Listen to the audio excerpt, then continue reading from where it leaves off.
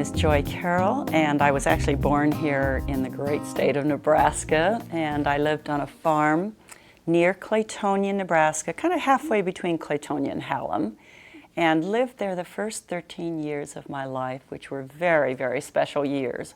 Grew up with my special parents, a sister, Shirley, and then a lot of animals on that wonderful farm. And then we moved to Lincoln, Nebraska when I was 13 years old.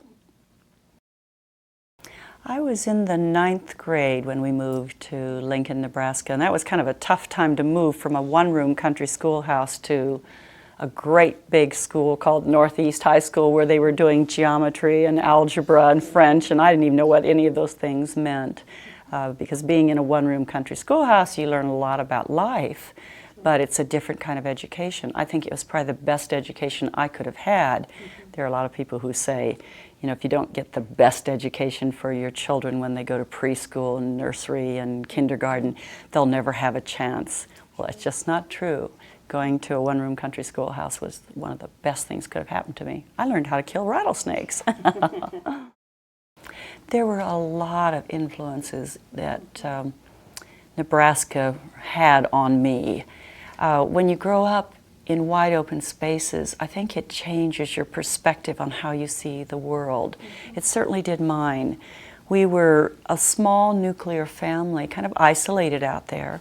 And one of the things, of course, was that I loved stories so much. And my mother and father, like all Nebraskans probably, were great storytellers. And I loved hearing their stories. And then I would go and tell stories to my animal friends, my dog, my little lambs that I bottled.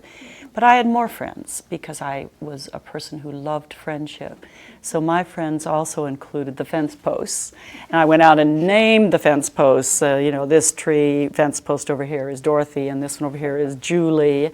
And I would talk with them and tell them stories, and they would listen, of course, as all fence posts do.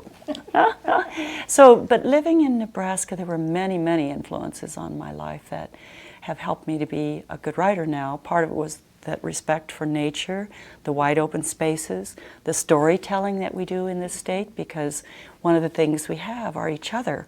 We have people that we care about. And that really opened my ears and my eyes to hearing people's stories. Plus, there's something about Nebraska that I would say is unique. Being in the middle of the country, right out there with wide open spaces, it is a way somehow that our life comes together that it doesn't in any other state. And I've lived in many states, many countries, and Nebraska has always been that place where I've found peace, energy, solitude, quiet, stimulation, those electrical storms, everything else. You know, it's a very exciting state.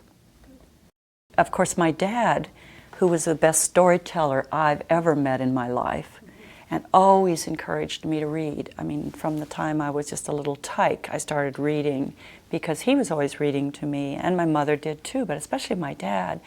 And then when I went to my one-room country schoolhouse near Claytonia, there were 2 shelves of books, and I think I read both shelves of those books twice every year. I loved to read, and every time I read the stories, I would write it in a different way myself. I would come out with a different ending. I would come out with a new possibility for Joe's daughters or whoever it was.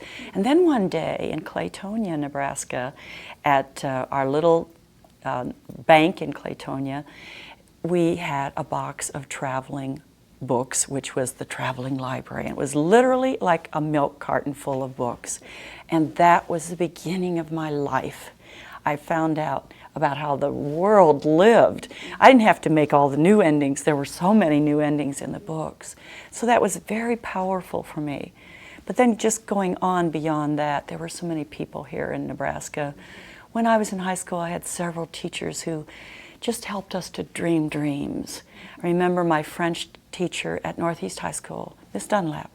She would tell us about Paris and about travels and about reading and writing in new languages and understanding new words.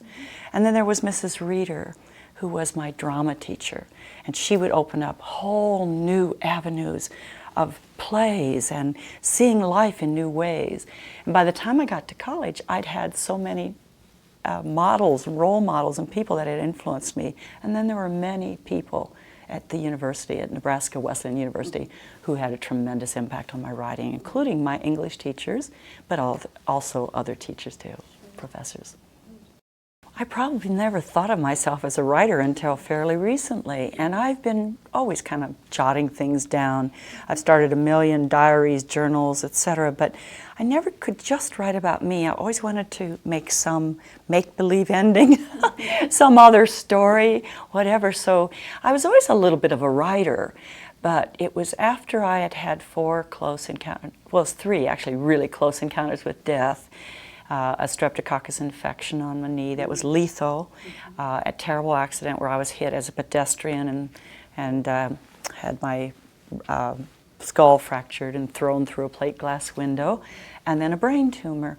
And those 3 series of close encounters with death really changed my life. I was working internationally at that time, doing work for organizations such as Save the Children and Christian Children's Fund, good work. But after I'd had those events, I know that I really started listening to life in a new way. And I wanted to hear other people's stories more than I'd ever heard before. And when I heard their stories, I wanted to write their stories. Then I started asking people if I could write their stories.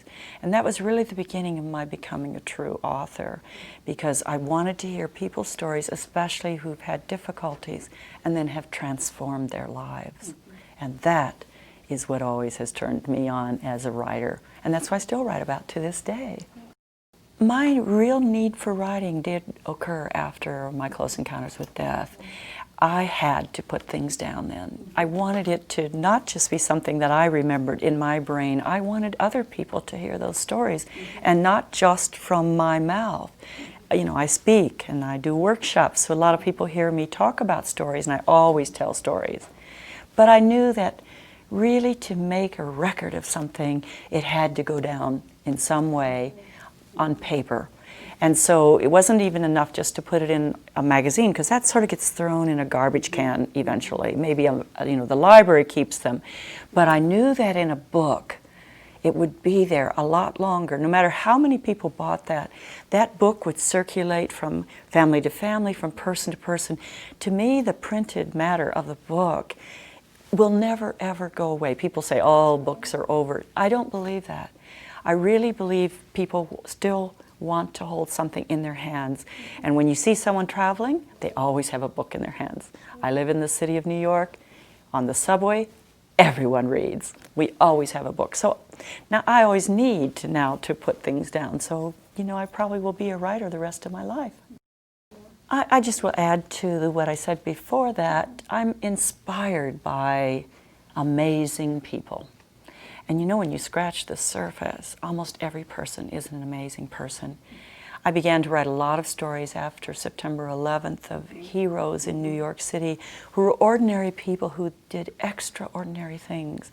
Then I heard people's stories who were injured or who had been ill or had near-death experiences, or who lost something, or who went to prison, who transformed their lives and who were so inspirational.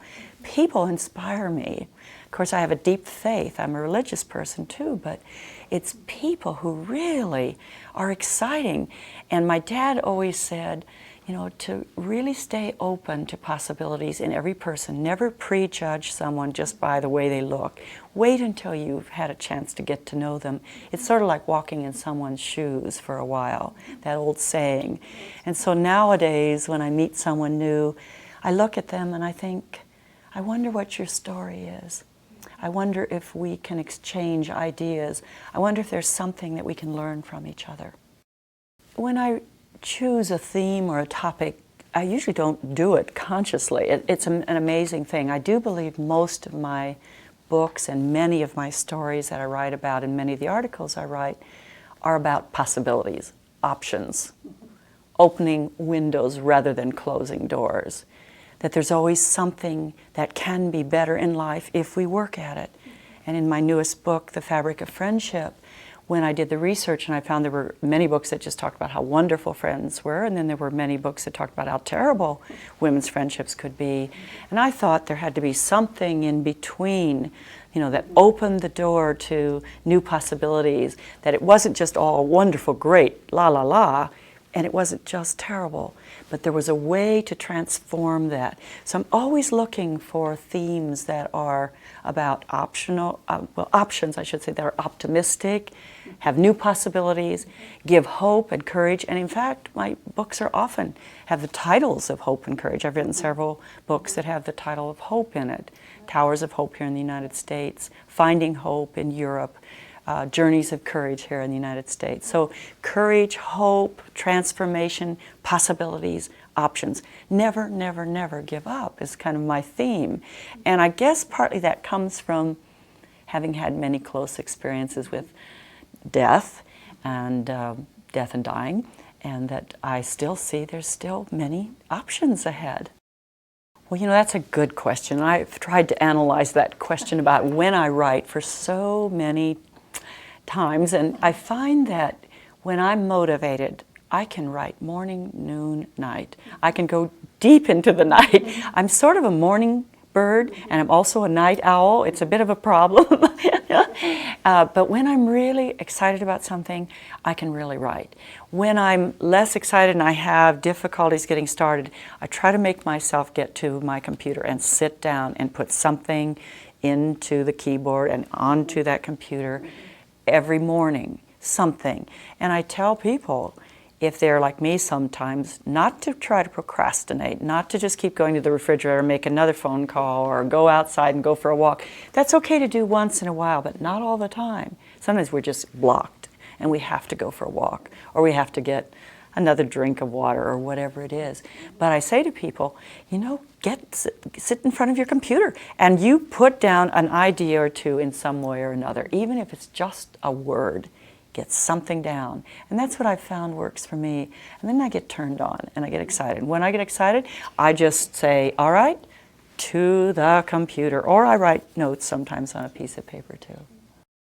It's an interesting thing that I've watched my own voice too. I sometimes write in the first person, I, and sometimes I write in the plural of that first person, we, and include people in the story. I found in The Fabric of Friendship, my newest book, that I was often talking with women in the book and saying, we know that sometimes this happens to us, and if this happens, we can do this, and then ask a question, can we do this, or whatever. So I find myself writing in a voice that sometimes is about myself, if it's my personal opinion, but then I try to be more inclusive and be participatory in a way. And when I do workshops and retreats, it's the same kind of thinking. How can someone get involved in this reading too, to feel it's part of their own?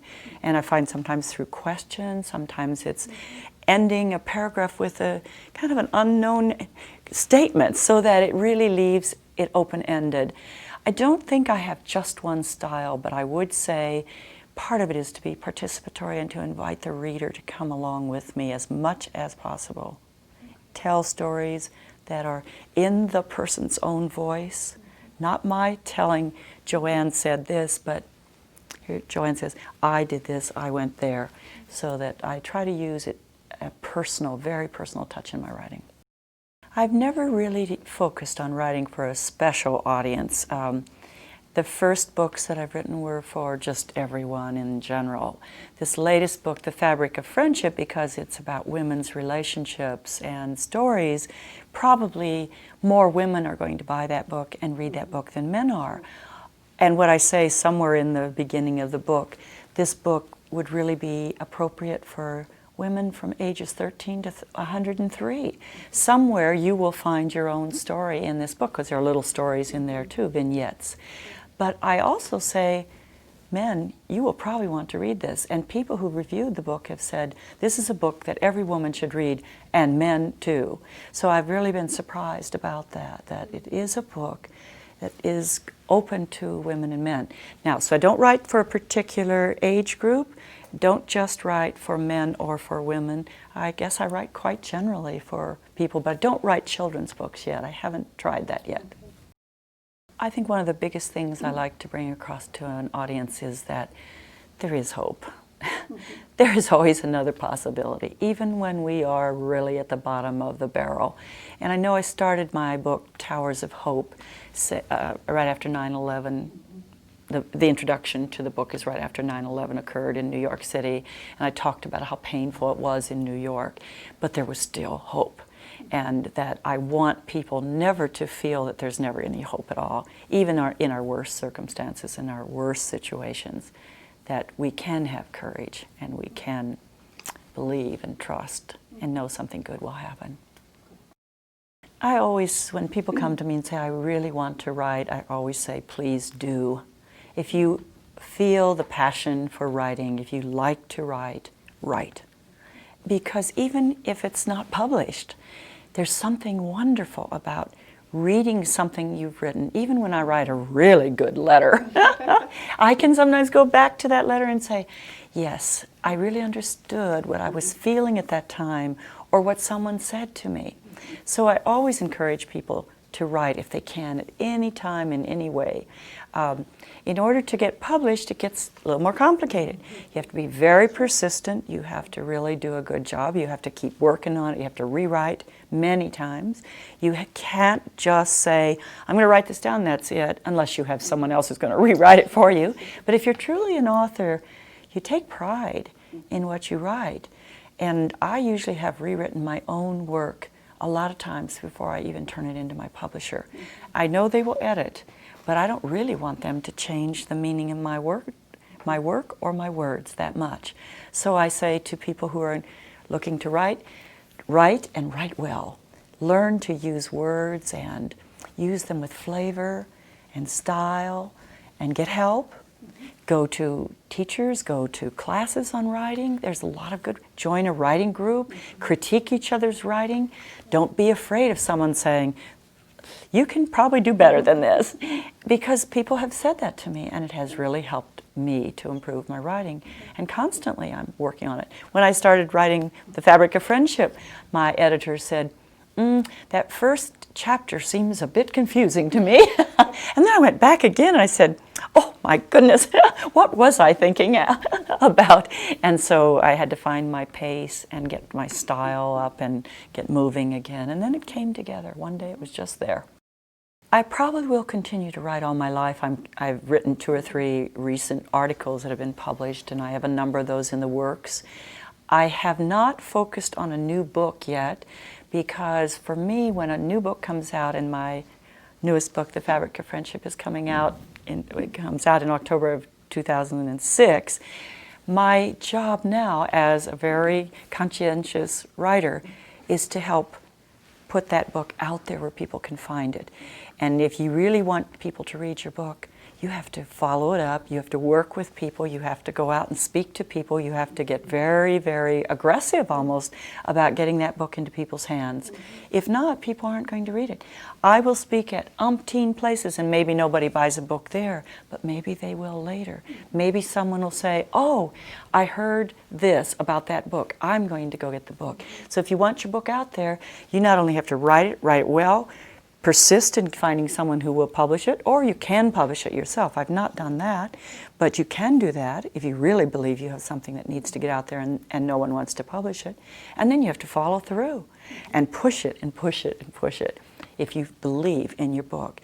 And because I believe in what I write, because I'm writing about subjects that are important to me, hope, courage, transformation, I want people to read that book. I'm not so interested in selling it as I want people to read it. Well, this evening, actually, I'm going to read just a tiny bit from Towers of Hope, you know, the stories to help us heal, because there's a part of that that is about my early life in Nebraska that I want to share with the people. And also I will be reading from The Fabric of Friendship, which is my newest book, published October 2006. And you've heard the reason I wrote some of my earlier books. And why did I write The Fabric of Friendship? Because it's interesting, because there are lots of books out there on friendship, and there are many books about women and women's relationships. And as I mentioned earlier, there are a lot of books that are about the joys and the happiness of women's relationships and why they're very special. And I agree, there are many that are good relationships and healthy. But there's also a lot of books that talk about the problems that come up in women's relationships, such as envy, competition, anger, aggression, passive-aggressive behavior, not being able to work well together, the issues over the man or men, not saying what we believe or think very well. So I know that there are books that just say women are almost hopeless because they kill each other practically. They gossip, they stab each other in the back. But I really, again, believe we can transform that and change that. So when my publisher asked me if I would write about women's relationships, at first I wasn't sure, and then I did the research, and I realized there had not been a book that really kind of brought this together. Why women's friendships can be fantastic, but how they can also have a lot of problems, and then women who have done something about those problems and transformed them, and what can be done. So that this book kind of brings it all together in a fairly brief and more concise way.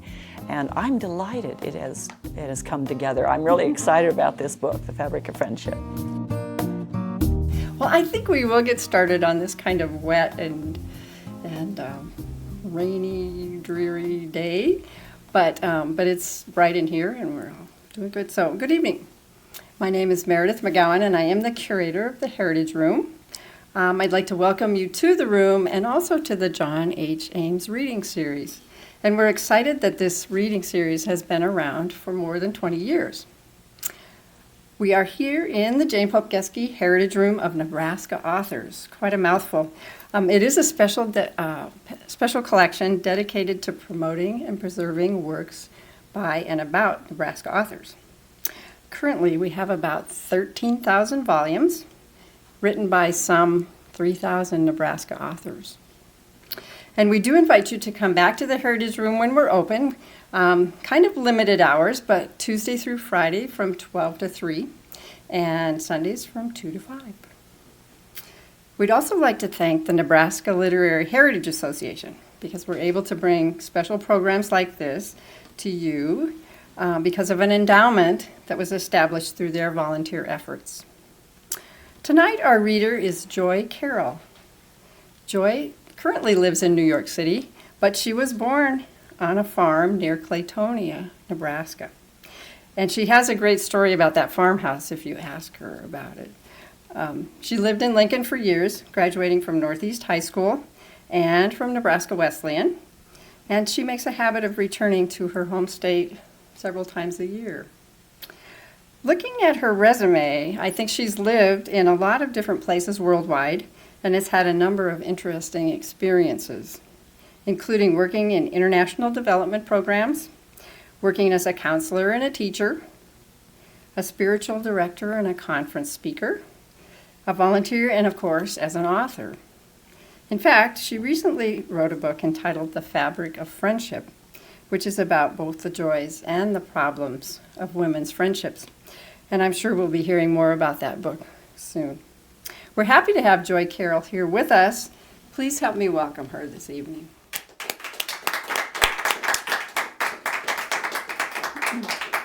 Thank you, Meredith. Good evening, everybody. I'm just delighted you came out on this rainy night, but I'm so happy for the rain because Nebraska needed the rain so much that I'm not complaining one bit. So I'm just thrilled to be one of the Nebraska authors. And I must tell you, I always identify myself as a Nebraska author, not as a New York City author. Yes, I live in New York City today, but having been born and raised here in the state of Nebraska, I really claim this as my home state. And as Meredith told you, I come back as often as I can. There's a lot to tell you, and I don't have lots of time, so I'm going to get started by just saying, first of all, that there are so many things about Nebraska that helped me to become an author.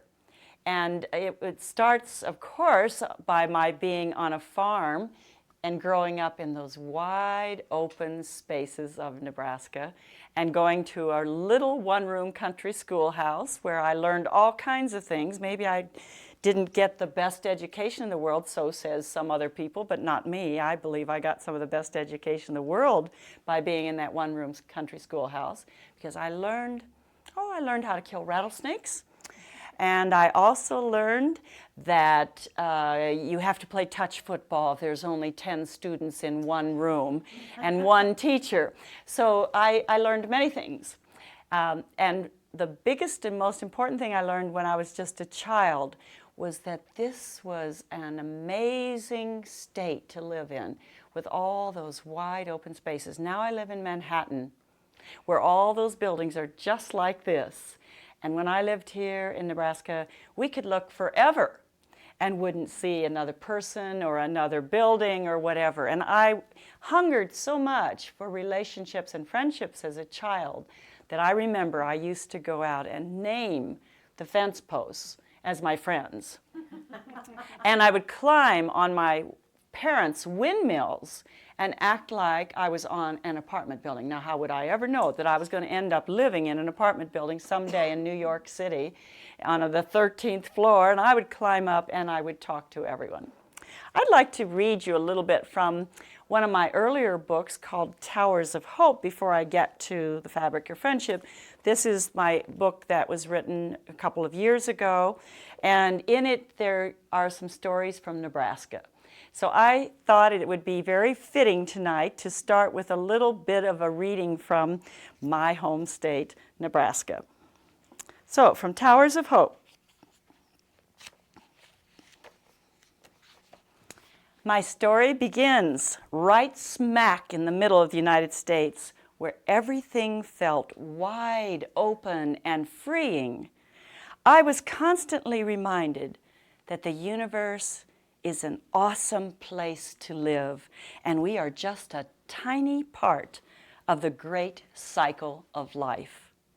Just outside the little Nebraska town of Claytonia, with its 199 people, my parents, Wilson Julius and Alma Johanna Haupt, raised my sister Shirley and me on what I thought was a magical farm.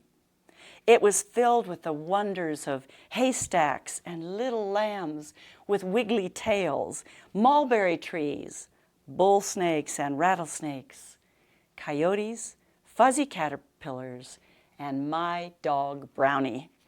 My mother and father, Wilson and Alma, were generous, hard-working, wise people. I don't believe there was a lazy or an evil bone in either one of them. My father had such a respect for nature that he never plowed under the 20 acres of original prairie grass that had been growing in that place since the days when the Sioux Indians roamed the plains. Daddy could have planted some high-producing cash crop on those acres, but he said the prairie was there long before we had arrived, and he wanted to preserve it the way it had been so future generations could enjoy it too. As I grew up, I came to share that reverence for nature and its cycles.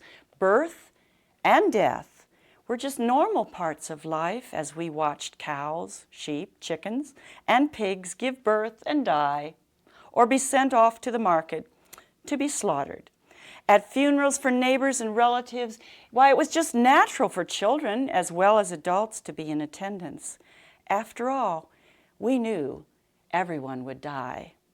Grandpa, the piano teacher, the owner of Johnny's Cafe. The meaning of faith and hope were affirmed every year when Daddy planted that fragile winter wheat just before the harsh cold fronts.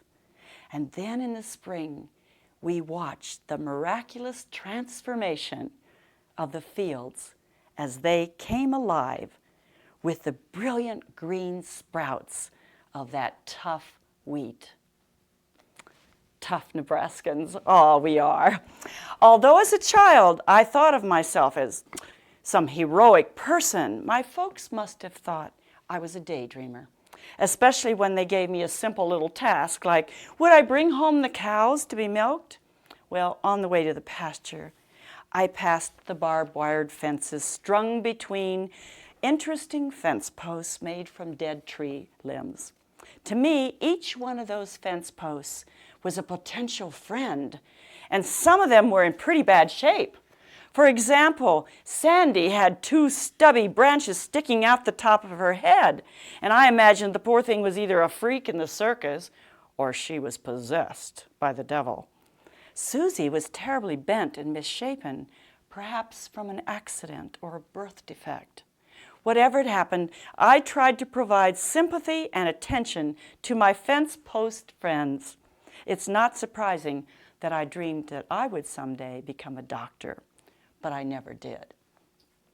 As the seasons passed, mega farming began to appear on the horizon with its expensive high-tech equipment and enormous debts in the state of Nebraska. My father saw the writing on the wall.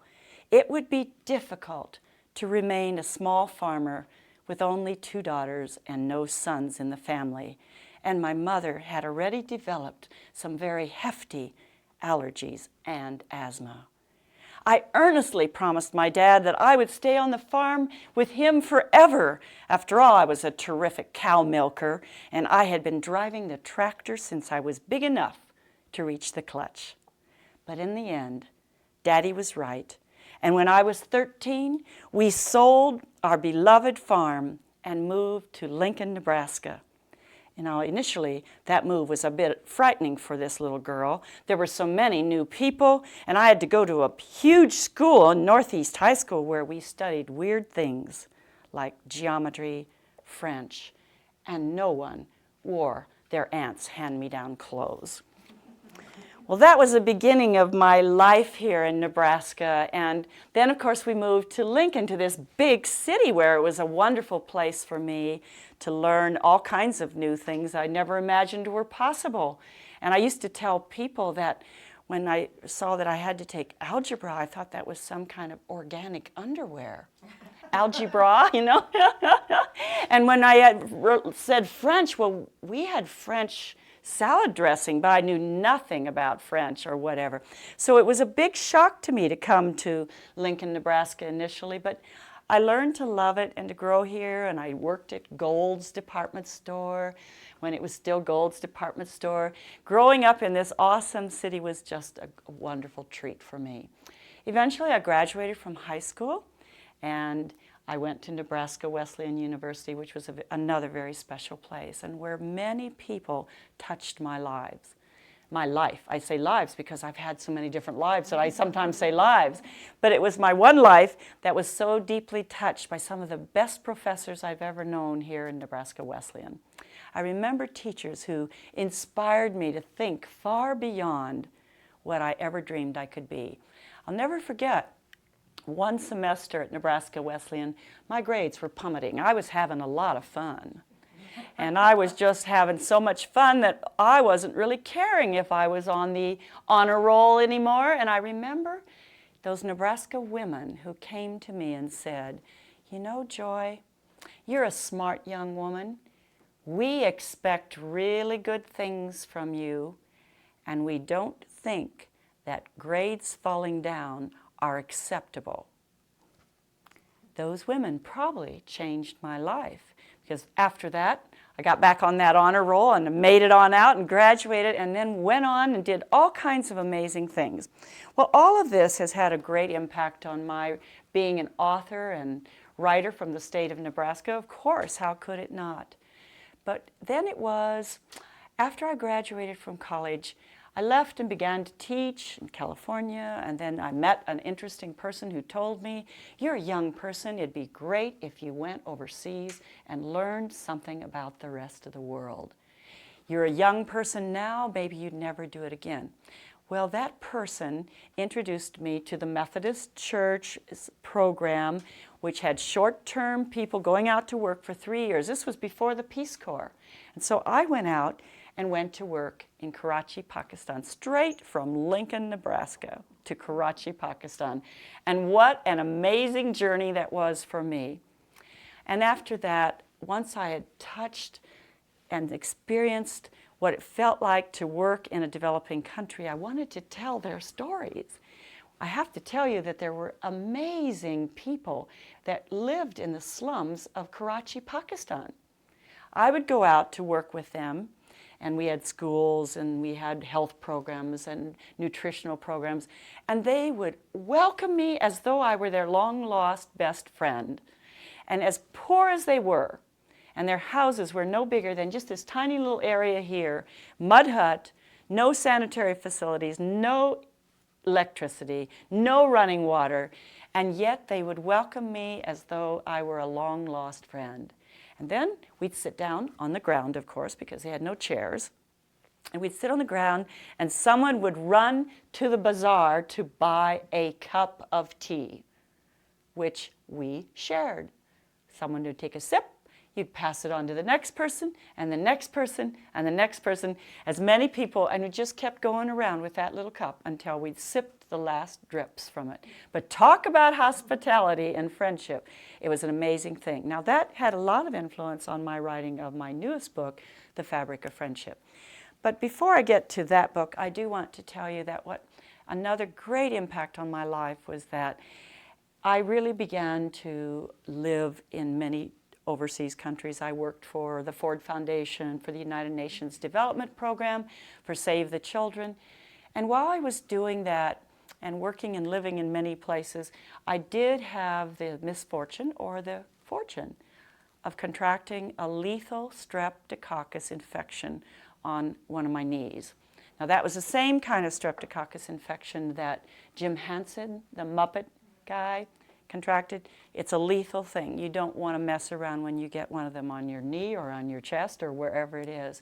Fortunately, I was coming home from Sri Lanka. I had been working there, and I was flying home, and I felt this pain on my knee, thought I'd bumped it, didn't pay much attention to it, went to bed, got up the next morning at 3 o'clock in the morning with terrible pain, and my knee was swollen like a football, like one of those Nebraska footballs, and bright scarlet red like Nebraska football, and I had a fever of 105. It almost took my life. I was blessed that I had great doctors. It didn't take my life. Obviously, I'm still here. A year later, I was standing on a sidewalk on a very quiet street in Long Island, cul-de-sac, and a woman backed up her car, and instead of stomping on the accelerator, she stomped on the gas. Instead of stomping on the brakes, she stomped on the accelerator and backed up into me, knocking a pole down, which hit me across my head, fracturing my skull, knocked me down, and threw me through a plate glass window of a great big store behind me. Fortunately, there was a woman there who'd never seen me before in her life who came to talk to me. And I was unconscious, and she started telling me to wake up. She told me, "Wake up!" And she'd found my name in my wallet, and she'd say, "Wake up, Joy, wake up. You have to stay awake. You have to be awake." Now, it's very interesting because I've been told by doctors, they said, "You know, your friend saved your life," but she hadn't been my friend. I'd never seen this woman before in my life. And she kept telling me, "Wake up, wake up." The doctors say I probably would have slipped into a big coma and might not have ever awakened again, so she may have saved my life. Now I want to pick up again from my book, The Towers of Hope, and read just a little bit more because there was another unexpected gift from that strange accident. And I begin. A year later, I received an astonishing gift from that strange encounter with death, from that accident. I had moved to Richmond, Virginia to become the director of international programs for the Christian Children's Fund. After a routine brain scan as follow-up to that accident, I was so shocked when the doctor turned to me from the x-rays that were hanging on the wall and said, "You have a brain tumor. It's very bad and it has to be removed as soon as possible." It felt like the blood in my veins turned icy cold. It just couldn't be true. The doctor wasn't really talking about me. I was healthy, energetic, I was full of life. "Are you sure?" That's all that I could say. "Yes, it's definitely a brain tumor. Have you had any seizures, headaches, loss of eyesight? The tumor is located in a key area of your brain." And then the doctor began telling me about the risks of surgery. Well, he said, there's a 5 to 10% chance that you'll die during the surgical procedures. There's a 5 to 10% chance of your being in a coma. 5 to 10% chance you're going to bleed to death if I accidentally cut the major. 5 to 10% chance of, there's a 5 to 10 partial paralysis, loss of speech, loss of your use of your. He kept talking. As he continued, I, as a note taker, am frantically trying to add up all the 5 to 10%. And with my disoriented arithmetic, I came up with a sum over 100%. Well, in less than a minute, my entire world had been turned upside down. I felt devastated that my life was totally out of control, perhaps never to be in place again. Panic choked me as I realized I might die if they performed the surgery, and I would certainly die if they didn't. I felt so frightened that I considered taking my chances and doing nothing. I was in total denial. Then I go on to tell a little more about how I asked people to help me find a doctor that maybe might help me because I was so scared out of my mind from all the risks of the 5 to 10%, 5 to 10%. And fortunately, as I go on, I was able to find a very supportive neurosurgeon, Dr. Young, the chief neurosurgeon at the Medical Colleges of Virginia Hospital. Not only was he highly skilled and respected, but he made me feel like I was a part of a team that would help me get well. The first time I met Dr. Young, we spent minutes getting acquainted with each other, and after he sensed I was very comfortable, he asked me, "Joy, shall we take a look at your x-rays?" He didn't say, "Now I'll take a look at your x-rays and you just stay seated over there." He asked my opinion. He valued me. I felt that I was worthy, and I immediately wanted to participate in the decision-making process. So when I asked Dr. Young about the risks for surgery at the end, he paused and kind of scratched his head for a minute, and he looked at me and he said, "Well, you know, Joy, you're very healthy. You love life, and you're young." Oh, I loved him for saying you're young. And then he said, "I think there are almost no risks for you because," and this is what was so important, which I'll remember to my dying day, "I think there's almost no risk for you, Joy, because you will be very involved with your own healing process. You will be involved with your own healing process." By saying those crucial words to me, he validated my having a major role in my own healing process. I was not just a passive recipient of medical treatment. Then I go on to talk about some of the things that I did to help myself really prepare for the surgery. And then I talked just a little bit, and I want to read this so you know what happened with the surgery. You have to hear the end of this part before I go on to my next book. It was dark and cold when my dad, my sister, and they had come from California. My dad and my sister, I was living in Virginia. When we took a taxi to the hospital the next morning, at 6 a.m., our pastor joined us in the admitting office to pray with us. Just before I left for surgery, Daddy told me, and this is my Nebraska dad, who I loved and still love, although he died last year at 96. And he always encouraged me to grow up and be whatever I wanted to be when I grew up. And I'm still trying to figure that out. Daddy told me how proud he and my mother were of my work, how much they loved me. I felt cherished, appreciated, and calm as I said goodbye to my father and my sister. So when the orderly took me into the operating room, I no longer experienced the bone-chilling fear I had when that first doctor told me, "You have a brain tumor." Although I was keenly aware that I could die, or that I would die someday, and we do all die someday, when I first learned of my tumor and all of that, I also knew that I could be seriously disabled, but I was prepared for that or for a complete recovery. I knew my work had been successful, that Dr. Young was right. I had been involved in my healing process, and I was at peace. Before I was put to sleep, I told the doctors, I've done my homework, now I'm in God's hands and your hands. And the last thing I said to the doctor was, while I'm asleep, you got to tell me that I'm doing great. I'll hear you, and it will help my recovery. And they promised to do so. 7 hours later, just before 1 p.m. in the afternoon, my skull was closed and a turban-like bandage wrapped around my head, and I woke up in the intensive care unit, and I was able to clearly see the clock on the wall.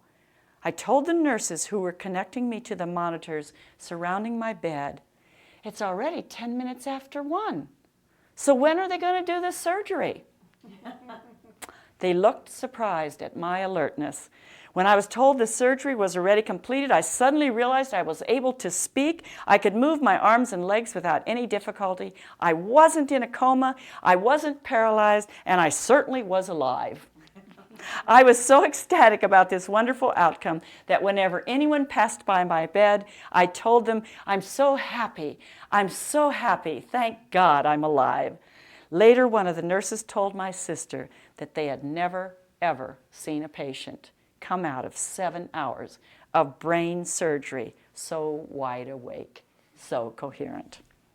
Now, that had a big impact on my writing. After 3 close encounters with death in 3 years, I began to listen to everyone. Suddenly life was so valuable that it didn't matter who I was talking to. I was looking at them with new eyes. I expected they had some wonderful story to tell that I wanted to hear.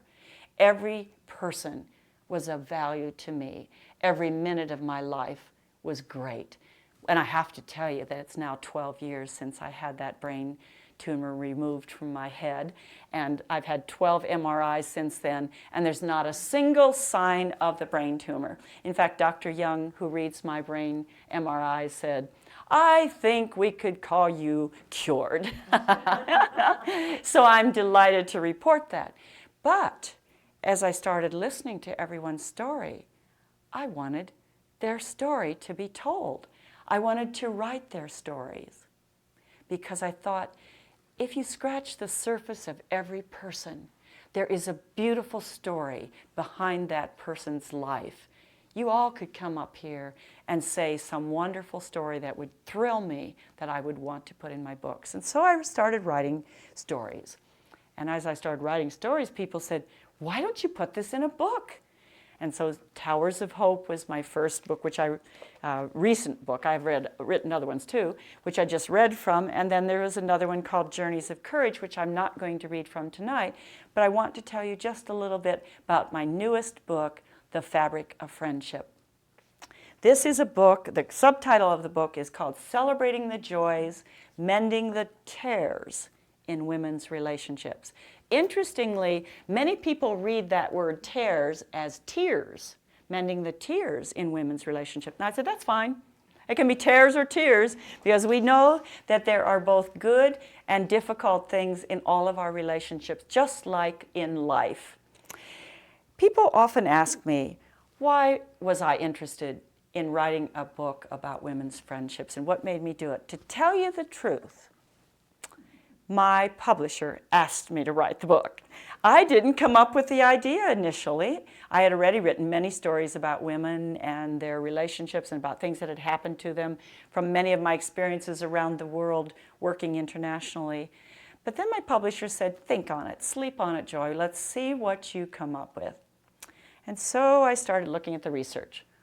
Over here, there were lots of books talking about all the joys of women's friendship. You know, the women sitting on the fence with their arms around each other, looking so happy. And then over there were all the books about the problems of women's friendships. That's okay. You want to get it off? Just getting a ring. I can hear it too. Is it off now? Just leave it on. Okay, thank you. I think you can hear me anyway, can't you? I'm a loudspeaker. I was a cheerleader at Nebraska Wesleyan, so I still have a loud voice. And there were all these books over here about the problems in women's relationships. And we know about some of them. We could name them if we went around the room. Phyllis Chesler has written a book called Woman's Inhumanity to Woman. She says there's no hope. Women are so cruel and mean. It starts with mothers. It goes to daughters. So I started thinking, it's not just this and it's not just that. It's somewhere in between. It's like life. Everything about life is not all wonderful. My dad said, if everything's wonderful and you're going along up here and you're on the top of the mountain peak, what is that? That's flatline. You're dead. He said, life is peaks and valleys. You're going to go up and down, up and down. Farming was that way in Nebraska. One year, everything was fabulous. The rain came at the right time. We didn't have hailstorms, and the crops were bumper. Another year, everything would go wrong. Well, that's the way it is in life, and that's the way it is in friendships. So the book, The Fabric of Friendship, talks about some of the fabulous joys of women's friendships and some of the problems. And I want to read just a little bit from this here and there. I'm going to read the very first paragraph of the first chapter. If I were to name something very special that I would want to give to every woman on earth, it would be the gift of a healthy friendship. Emphasis on healthy. It would be the gift of a healthy friendship with another woman. Women who have strong, genuine, not fake, genuine friendships feel accepted, affirmed, supported, sustained, and loved, even in the most difficult of times.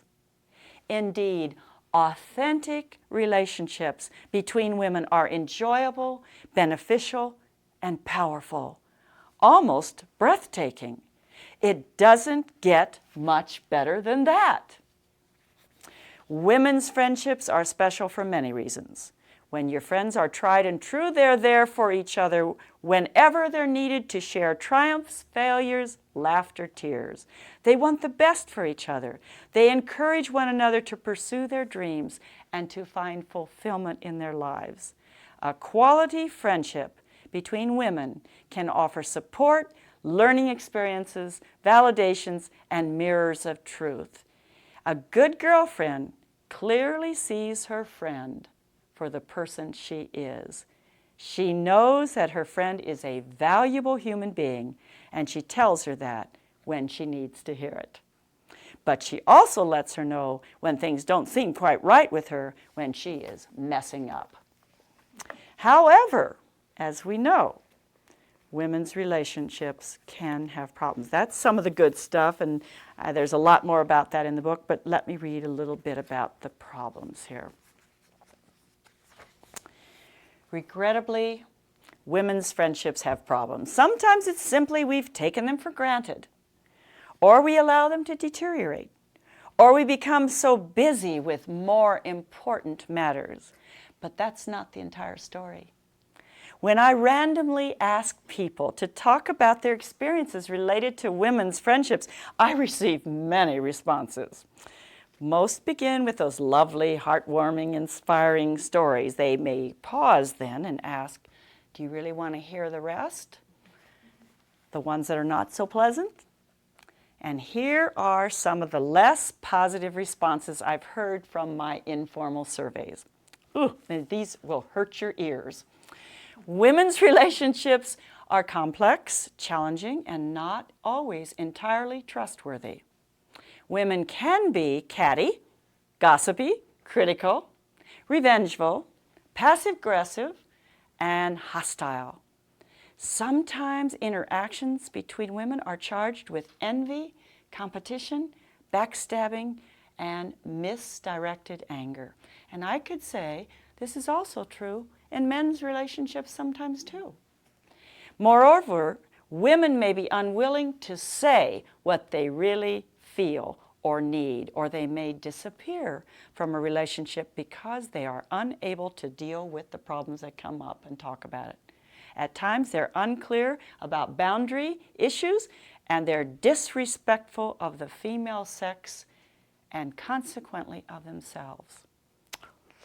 And in the research, as I looked around, I saw a lot of things that had been done across many countries in many continents, 5 continents, 19 countries. The research often pointed out that many women, not all, but many women do not like, trust, or respect other women.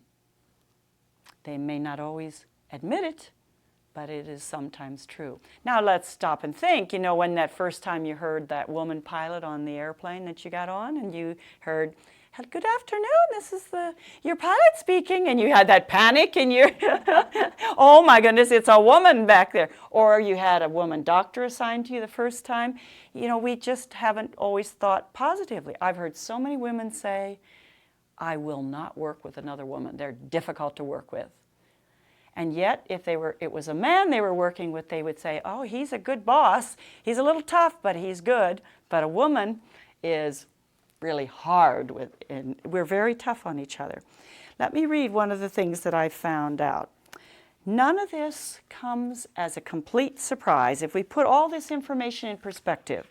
For centuries, women have been viewed as second-class people, not nearly as valuable or worthy as men, and they've been treated poorly by their cultures, by their societies, institutions, churches, men, and by other women. We know that men and women who live in the same environment are affected by the predominant standards of their society.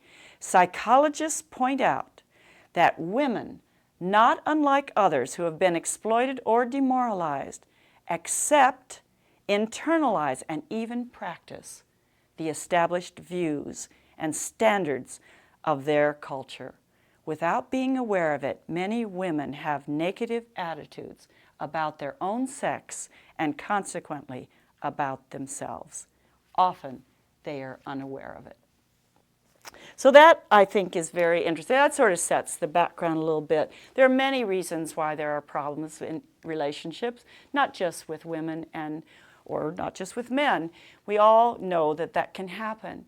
But there are quite a few serious things that can come up with women's relationships, and I tried to address them in the book.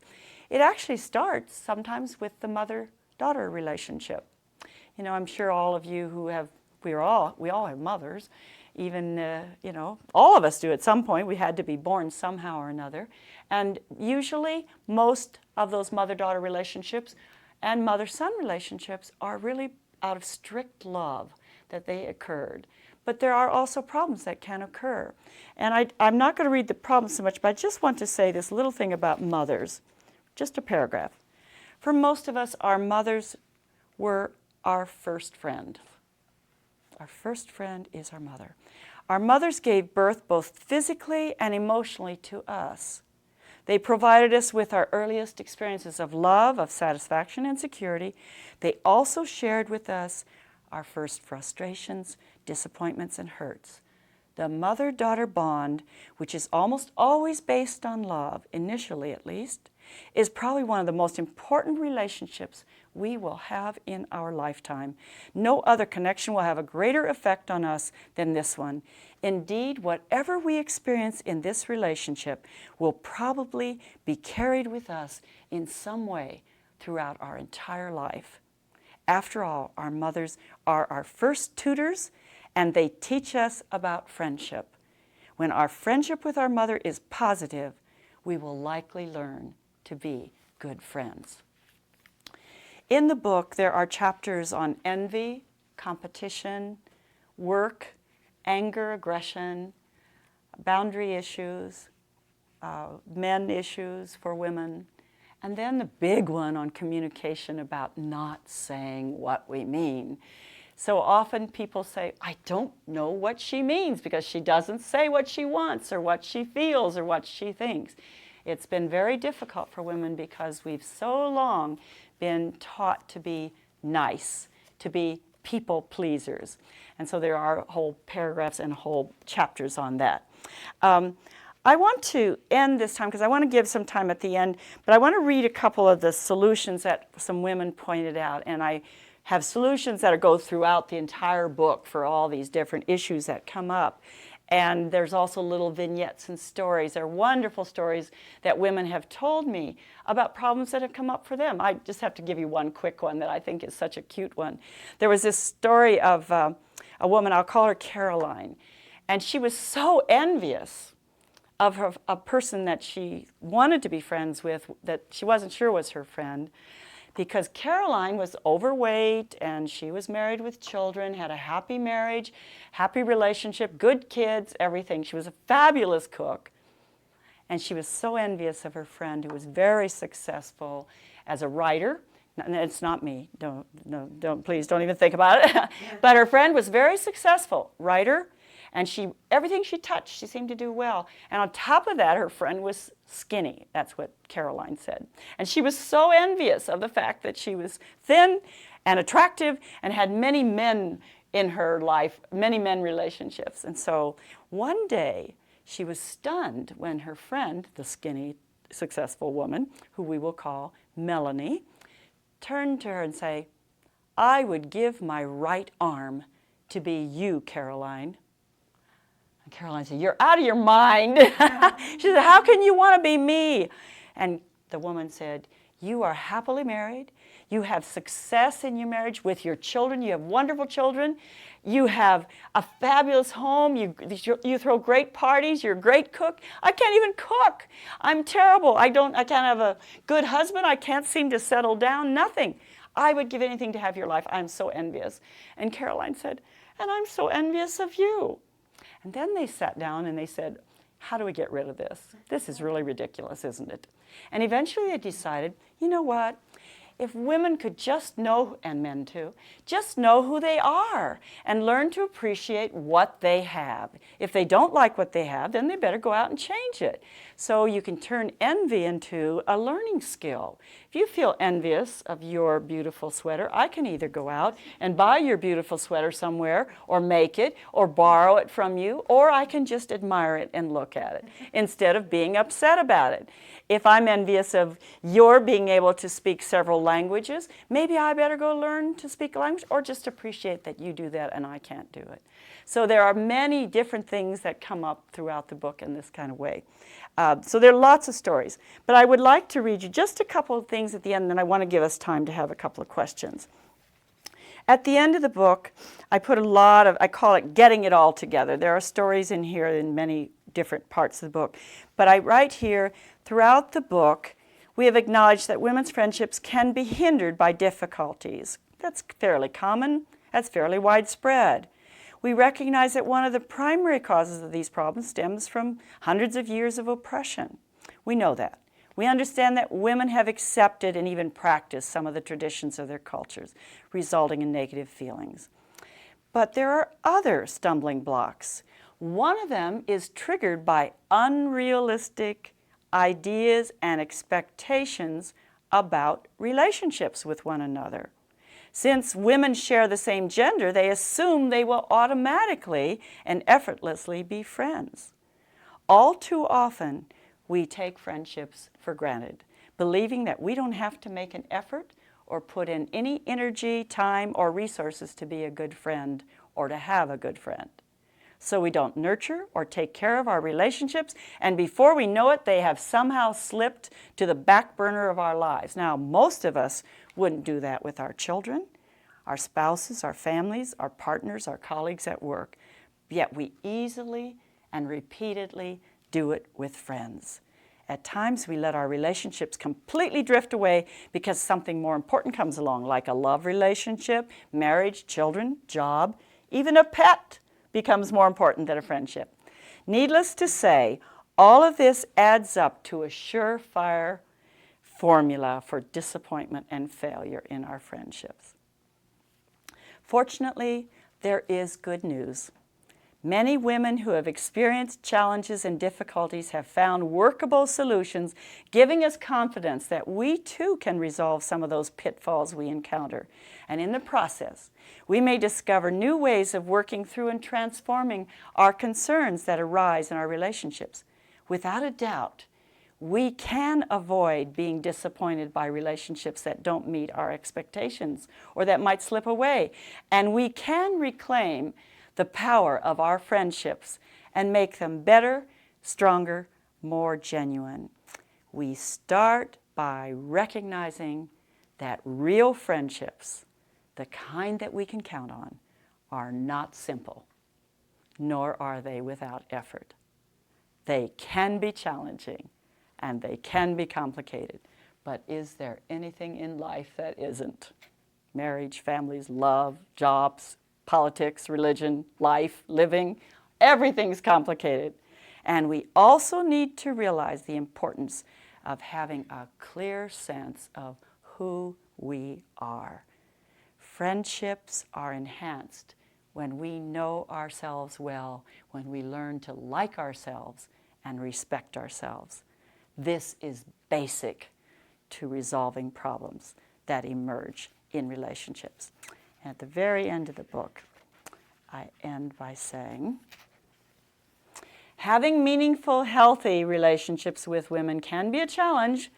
Friendships usually require patience, commitment, maturity, loyalty, responsibility, and effort, just as any relationship does. We know that anything that is valuable or important to us has a price tag. It does not come free. But once we truly reach the point of having a genuine friendship, we will find that the returns are satisfying. An authentic friendship is awe-inspiring. It can give us joy, energy, optimism, new hope, and new dreams. And I would end by saying, a real friend is someone who knows you, who you really are, accepts you where you've been, and knows that you still need to grow and encourages you to grow. Thank you.